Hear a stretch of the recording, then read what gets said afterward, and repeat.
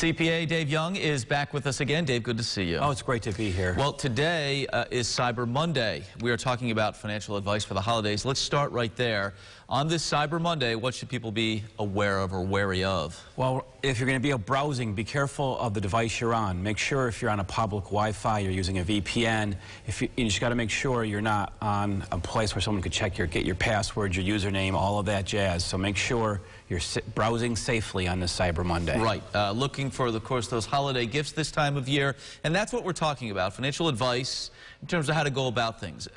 Where do we begin in terms of an overall view of this? A financial checkup, right? That's right. So you want to see where you are today. Make sure you're financially okay before you start spending all this money. So do a financial checkup. Where are you today? How much can you spend? And then from there, start developing a budget. And a good place to start is what you did last year. So you have a pretty good idea of what you spent last year, and then start making a list of who's going to get what. And that's, your budget. Start off with the budget in mind. All right, and then a great piece of advice here, if you can, use cash, right? That's right. So, and I would use an envelope system. So whatever that budget is, put that money in an envelope, and when that cash is gone, it's gone. Tried and true. Correct. If you do use credit or a debit card, especially a debit card, make sure you have some sort of protection in the account in case you do have an overdraft. And make sure if you do use credit, that you don't go over the budget, because with using credit, that's the deal. It's easy to spend more than you thought you were going to do. Right, that's why budgeting is so important.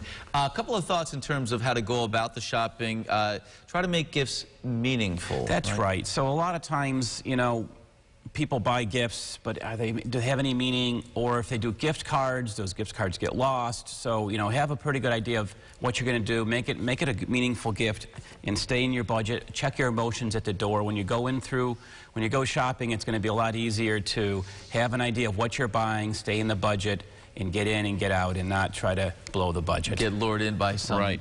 Some type of offering. Know the return policy too, right? That's right. You want to know, hey, if you're going to buy this thing, a lot of times you're going to see, hey, this is it, the final sale, so the person, whomever you buy it for, can't return it. Yeah. And when you buy something, get a gift receipt. So if it is something, an ugly sweater, and your brother-in-law doesn't appreciate it, you can return it. Well put.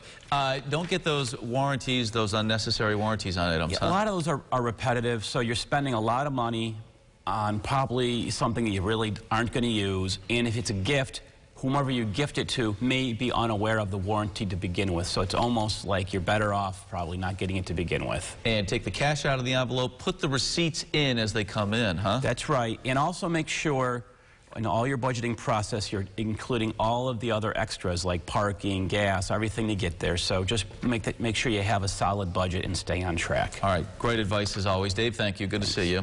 Missed any of our conversation? We are sharing it online. You'll find it at rochesterfirst.com.